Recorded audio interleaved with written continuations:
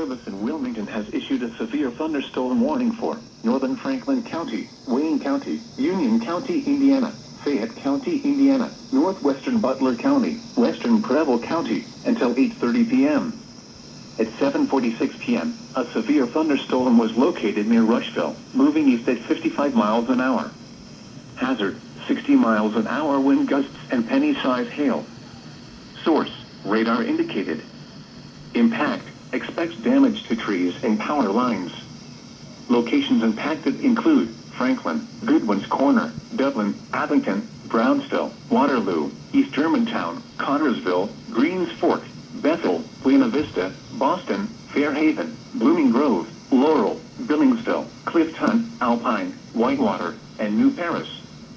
This includes the following interstates: I-70 in Indiana between mile markers 134 and 156.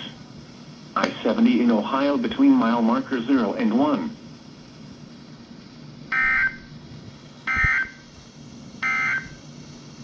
You're listening to